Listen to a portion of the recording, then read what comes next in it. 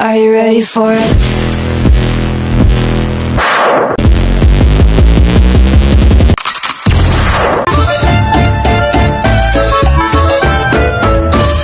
Assalamualaikum warahmatullahi wabarakatuh.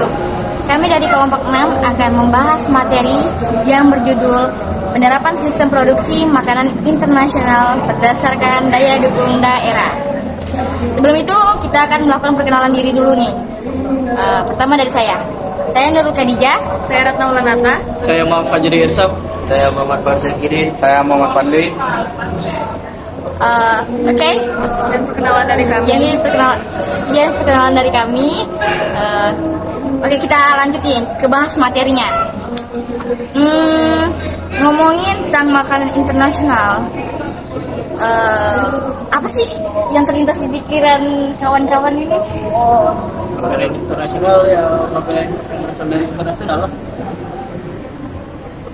Silakan, Abang Fatih. Menurut saya makanan internasional adalah makanan yang berasal dari luar negeri. Menurutku makanan internasional itu makanan yang sudah terkenal di seluruh penjuru dunia. Nanya apa nih? Makanan internasional itu yang berada dari luar negeri. Oh, jadi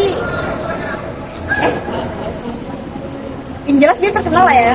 Ya, terus Nah, makanan internasional semuanya mencakup.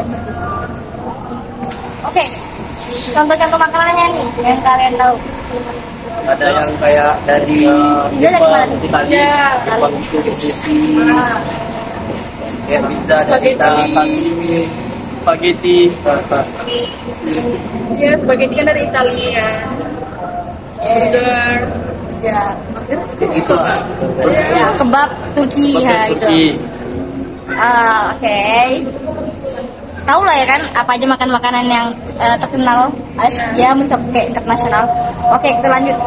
Setahu aku nih makanan internasional itu dibagi menjadi dua.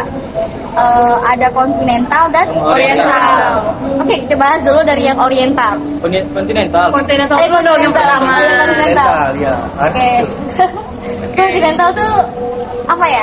Itu makanan yang dari daerah dataran luas. Kayak bagian Eropa gitu. Kayak Prancis, Inggris, Amerika, Ya. Polandia. Oh, berarti oriental. Kontinental. Berarti kontinental itu berasal dari negara-negara dengan dataran yang luas itu. Iya. Seperti bagian negara-negara Eropa. Itu ada apa sih tadi? Prancis. Ada Prancis, Inggris, Amerika, Polandia. Saya Australia. bagian-bagian Eropa lah. Bagian Eropa lah pokoknya. Oke. Kalau kontinental itu dia terkenal dengan makanannya yang hambar ya. Ya, Nah, kalau Indonesia kan lebih bedok. Kalau Indonesia itu bagian oriental nggak sih? Iya. Kalau kontinental itu setahu aku nih ya, dia itu berasal dari bumbu-bumbu yang mudah didapatkan, mudah diolah, instan. Baru tuh rasanya nggak begitu kuat. Apa lagi? Udah. Ya, makanan kontinental merupakan makanan dari benua Eropa dengan ciri-ciri sebagai berikut.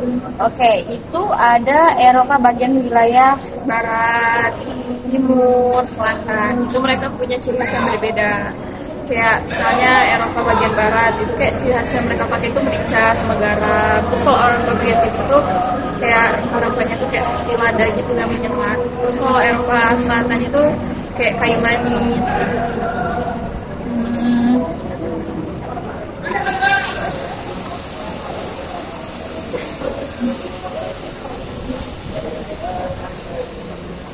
Oke, makanan kontinental juga ternyata diberikan dalam sebuah hidangan dengan susunan menu. Oh, ternyata makanan kontinental Itu pakai menu. salah pakai menu. Menu itu, Tahapan. ya tahapan menunya itu banyak. Kayak ada santapan mula dingin atau panas, Ya ada sup, entere apa itu namanya, santapan utama, santapan penutup. keju, buah, kopi, dessert. Nah, Contohnya apa tuh? Itu kan kayak makanan itu loh. Santapan mula dingin itu Santapan udah dingin, contohnya apa? Kayak yang udah dingin jadi pas hidang es krim. ya bisa jadi Itu penutup. Krim bisa jadi. Itu juga sih. Menutup. itu kayak appetizer makanan pembuka itu kayak salad gitu. Jadi biar perutnya tuh nggak kaget langsung makan yang berat gitu. Ya.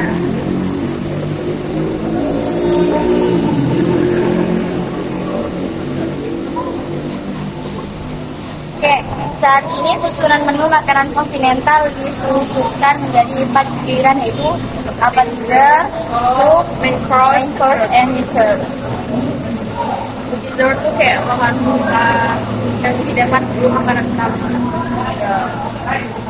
Kalau istilah Perancis itu penyebutannya itu course, starter lah namanya. Nah, yang kedua itu ada main course.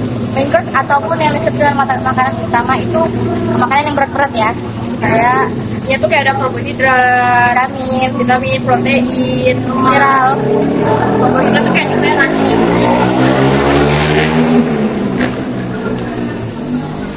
Ya itu dessert. Yang ketiga itu dessert Penetral ataupun mulut makan setelah makan. Itu dessert. Itu biasanya tuh yang manis-manis. Itu tuh berfungsi untuk menghilangkan kesan dari hidangan sebelumnya. Kayak utama tadi. Oke, kita lanjut nih ke masakan oriental. Apa sih Kedua, itu oriental? Masakan oriental itu apaan? Yang kalian tahu deh. Timur Tengah. negara Asia gitu nggak sih? Ya, Cina, Indo, Pakistan, Brunei, Thailand, Vietnam, Kamboja. Yang jelas dari negara-negara Asia. Iya, Ya? Asia. Oke. Ya, makanan oriental itu juga katanya, bukan katanya sih, makanan oriental itu ya bumbunya itu sulit dibuat, Lama proses masaknya. ya, baru rasanya kuat. Dan tentunya enak ya. Ya pastilah orang punya banyak. Itu oke. Masakan oriental selalu dihidangkan sebagai makanan pokok seperti nasi, mie, ataupun jagung sehingga mengandung lebih banyak karbohidrat daripada protein, hewani, dan nabati. Ternyata orang-orang Asia itu lebih suka makan makanan berat, guys. Ya contohnya nasi. Kalau Nasi dan mie jadikan satu, Indomie kalau dan nasi. orang-orang Eropa itu kan sih makannya hambar-hambar. Iya. Kurang makan. Kan batasan mereka ngejajah kita kan ngambil rempah-rempah itu. Itulah, nggak ada rempah-rempah di negara asalnya. Oke, contoh ya. Oke, kita lanjut nih ke teknik pengolahan makanan internasional. Pengolahan makanan internasional. Oke. Kalau pengolahan makanan adalah sebuah proses penerapan panas pada bahan makanan untuk tujuan tertentu agar makanan menjadi masak. Ada bakterinya dan apa itu. Nah, ini teknik pengolahan makanan internasional di antaranya itu ada rebus, Goreng, Mangga, yang asin, mengukus, menjemur, tumis, pecah, ada memanggang, lagi membakar udah mau ya pokoknya banyak lah ya. memarinir, memfasir, membardir. Oh ternyata banyak ya guys. Soalnya yang umum yang kita tahu itu cuman membakar, menumis, menggoreng, memanggang, yang umumnya ya. Oke, kita lanjut ke materi selanjutnya. Ialah bahan kemas olahan makanan internasional. Oke, kita definisikan dulu dari kemasan. Kemasan yang kalian tahu itu apa sih definisinya menurut kalian? Itu biar barang yang kita kemas itu tidak rusak. Jadi kita kemas secara baik juga. Menambah keunikan barang. Oh, bisa, boleh bisa.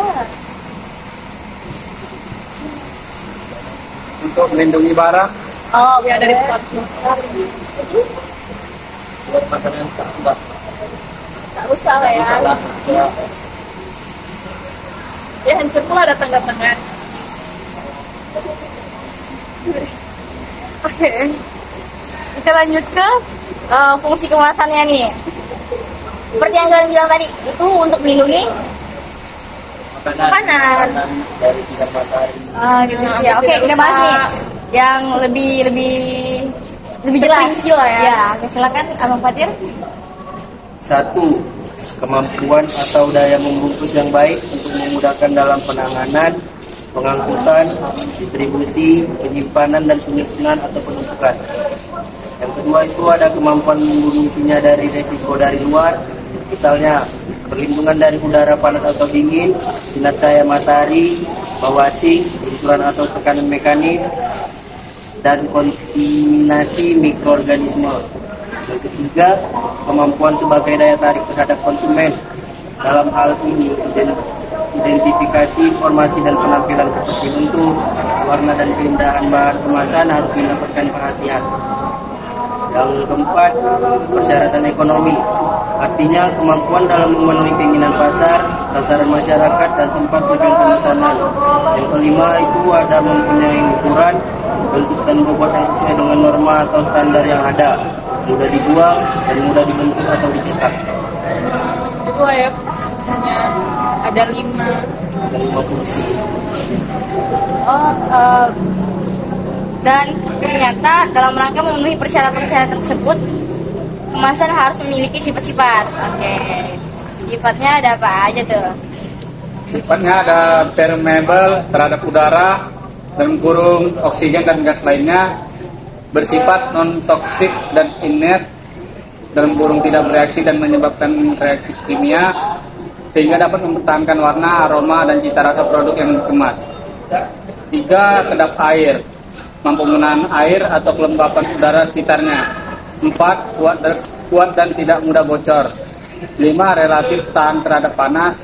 6. Mudah dikerjakan secara massal dan harganya relatif murah. Ternyata itulah syarat-syarat dari kemasan. Jadi kalau misalnya tidak memenuhi salah satunya, berarti dianggap Kemasannya berarti fine, nggak bagus. valid. Ya. Ya. Nggak memenuhi syarat ya, nggak diperbolehkan ya, berarti menggunakan kemasan Itu beresiko besar juga pada makanan yang kita kemas. dari produksi. Oke, kemasannya jelek itu pasti orang nggak minat Nggak tertarik. Iya.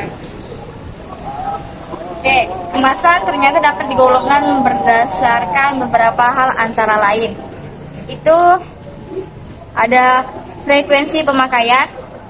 Oh, frekuensi pemakaian itu ada kemasan sekali pakai, kemasan yang dapat dipakai berulang kali, dan kemasan yang tidak dibuang. Jadi bisa dipakai berulang-ulang kali. Dan Ada yang dipakai bisa, pakai lagi. ya ada yang dipakai satu kali, ada yang langsung dibuang. Contohnya ini kayak apa nih? Kayak berulang kali kayak badannya tuh yang kuat ya kubik kayak staples gitu. Plastik lah. Iya plastik gitu. Jadi itu bisa berulang kali kan. Kalau yang sekali pakai, contohnya kayak apa? Itu berarti yang berbahan kardus gitu nggak sih? Biasanya kalau kita beli piscok tuh kan. Oh, iya, Itu iya. kayak langsung buang gitu kan. Terus kalau misalnya mau dipakai lagi itu kan nggak mungkin. Masa bercuci? Itu yang Sekali pakai. itu berarti masih tidak dapat dibuang ya? Yang Dapat dibuang. yang Dapat langsung dibuang, dipakai. langsung dibuang. Buang gitu aja. Bisa Pak Black. Oke. Yang kedua itu ada struktur sistem kemas berdasarkan letak atau kedudukan suatu bahan kemas di dalam sistem kemasan keseluruhan dapat dibedakan atas. Oh, ada primer, sekunder, dan tersier. Kalau primer itu bahan kemas langsung mewadahi bahan pangan. Itu contohnya itu ada kaleng susu, botol minum, dan bungkus tempe. Oh, Jadi dia tuh langsung sama produknya ya? tanpa ada bahan lagi. Habis produk langsung kemasan itu. Tanpa ada Itu yang primer. kemasan lagi di luarnya. Ya. Jadi pas kita buka tuh langsung produk yang kita ini. Itu kemasan pertama, itu yang primer. Yang kedua itu ada kemasan sekunder, yaitu kemasan yang fungsi utamanya melindungi kelompok kemasan lainnya seperti misalnya kotak karton, wadah, kain, kotak karton juga. Itu zona bayi. Kan kalau bisa kita buka, itu ada kemasan lagi kan? Oh iya iya iya, I see. Oh berarti tunggu. Yang primer itu plastiknya, plastik habis bubuk susu itu. Kalau sekunder itu yang kotaknya. Kardusnya. Paham. Kalau yang tersier nih, yaitu apabila masih diperlukan lagi pengemasan setelah kemasan primer. Sekunder dan tersier umumnya digunakan sebagai pelindung selama pengangkutan. Itu yang lebih besarnya lagi. Kayak barang-barang impor. Ya. Jadi dimasukin semuanya di situ. Pak, udah paham di sini? Yang ketiga itu ada sifat kekakuan bahan kemas. Itu ada fleksibel, kaku, dan semi kaku. Kalau fleksibel yaitu bahan kemas mudah dilenturkan, lentur. Fleksibel kan, fleksibel, lentur, penggerak lah. Ya. Kalau kaku yaitu bahan kemas bersifat keras, kaku dan tidak tahan lentur. Apabila dipaksa, bengkok. Misalnya kayu, gelas, dan logam. Ya, Iyalah. itu kan kayu. Itu kan keras ya. Gak lentur. Kalau dibengkokkan, pecah, bengkok. Rusak. Ya, jadi bisa. Oke, kalau kemasan semi kaku atau semi fleksibel yaitu bahan kemas yang memiliki sifat-sifat antara kemasan fleksibel dan kemasan kaku, seperti botol plastik dan wadah bahan yang berbentuk pasta. Botol plastik. Kayak botol ini lah, botol kan kalau misalnya ini kan keras, tapi bisa diinin kecil. Oh iya, bisa di. Oke, yang keempat itu ada sifat pelindungan terhadap lingkungan. Itu ada kemasan hermetis, kemasan tahan cahaya, kemasan tahan suhu tinggi, dan tingkat kesiapan pakai. Oke, kita bahas satu-satu nih.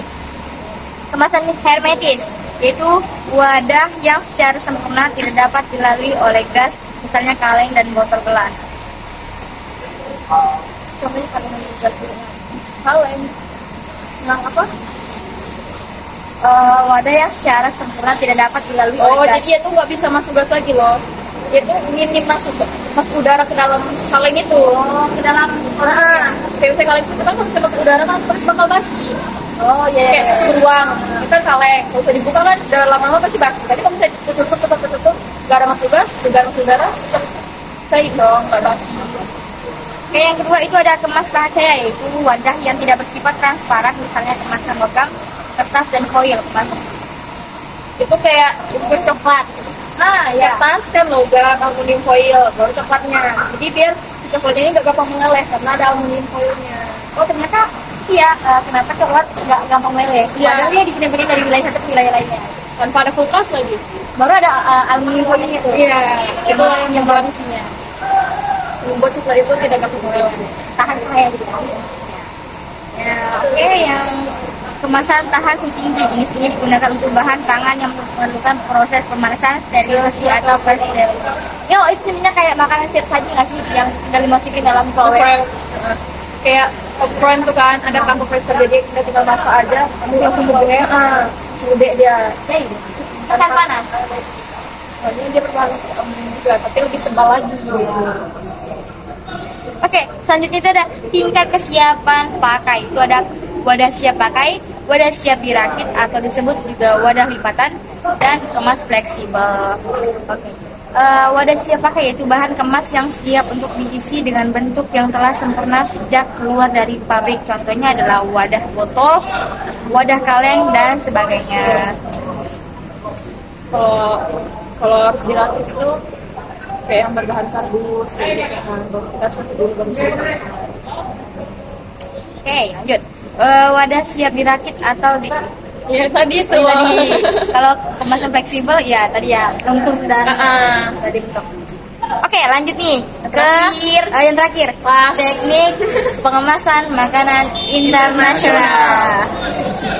Oke, pengemasan merupakan sistem yang terkoordinasi untuk menyiapkan barang menjadi siap untuk ditransportasikan, Didistribusikan, disimpan, dijual, dan dipakai. Jadi biar nggak rusak gitu walaupun disimpan karena kalau kita jualan makanan internasional tuh nggak langsung laku kan harus nggak semuanya laku jadi kita terus simpan supaya makanan ini tetap terjaga kualitasnya gitu. Ada siap untuk ditransportasikan. Mana aja kayak jalan perjalanan jauh gitu, mau hujan pada yang jemput tetap bisa gitu loh, tetap baik aman. Bisa juga ya langsung dipakai. Agar kemasan produk khususnya makanan dapat berfungsi dengan baik, maka bahan membuat kemasan produk makanan seharusnya memenuhi kriteria sebagai berikut. Itu ada Tidak beracun, tidak udara, Kedap air, mudah dibuka dan ditutup, anti mikroba, mudah dibuang, mencegah kebocoran produk. tidak merusak lingkungan, cocok dengan produk yang dikemas, dan memenuhi kebutuhan ukuran berat dan juga betul. Oke, kita bahas lagi nih. Kita rangkum deh apa aja yang udah kita bahas dari tadi mengenai makanan internasional itu makan apa aja? Yang berasal dari luar negeri kayak Prancis, Inggris, Inggris, Polandia, ya Jelas dia terkenal lah ya. jauh. Oke, jenis-jenis itu tadi ada dua, apa aja tadi itu? kontinental sama oriental. Oke, kontinental itu apa aja? Kontinental. Makanan- Contohnya, ya kayak ada sushi, kebab yang dari luar negeri gitu. Yang jelas dia dari wilayah Eropa, Eropa. atau dataran luas. Ya, Benar. Oke, kita kalau dia juga rasanya nggak begitu kuat. Menggunakan bumbu instan. Kayak kalau oriental itu apa tuh? Makanan yang berasal dari Asia, negara Asia, kayak Cina, Kalau kita itu naik. Salah juga. Iya, salam sih. Oke, nggak apa-apa, lanjut aja. Jadi tiba di oriental. oriental. Contohnya, Oh iya, negaranya oriental tuh dari negara-negara Asia. Asia. Contohnya tuh kayak Indonesia, Cina, Jepang, Thailand, Arab, Pakistan, Ya, Turki itu Eropa, Eropa. Eropa, itu kan Eropa bagian barat. Oke, baru bahan-bahannya itu sulit ya dibuatnya. Banyak. Kalau Step-stepnya itu lumayan. Baru, rasanya juga kuat. enak. Karena itu makanan bagian Asia, terus makanan kita. Itu juga makanan oriental tuh makanan sebagai makanan utama ya. Ya, berkarbohidrat gitu kayak nasi, mie, jagung daripada protein kandungan proteinnya.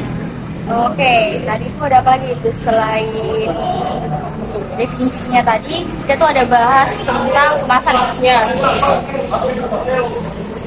Kemasan itu sebagai apa tadi? sebagai pendukung makanan Minum makanan. agar makanan tidak rusak, biar agak steril lah ya, nggak ada debu-debu dari luar. Ya, menambah ketertarikan. Bisa didistribusikan barangnya itu dari satu wilayah ke wilayah lainnya. ya.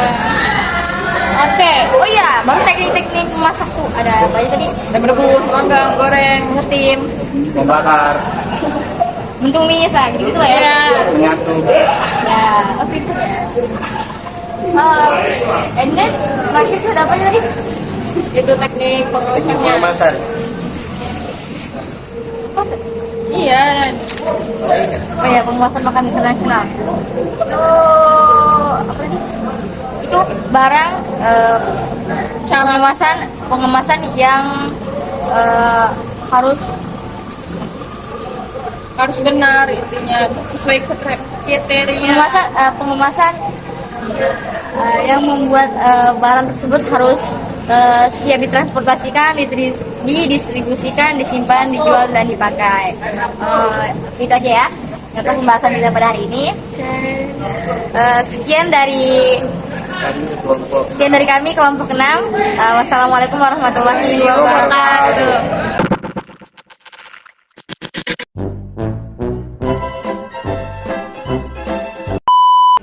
There are things sebelum taste. Aduh nih kalau boleh jujur gue sebenarnya nggak ngerti nih meeting ngomongin apaan. Tapi kalau gue lihat orang lain pada serius ya, pada ngerti kali ya, gue aja nggak ngerti nih. Adini Tangan and Jalangan Kamera. Makanan dating. Senyum Pening Kesabaran.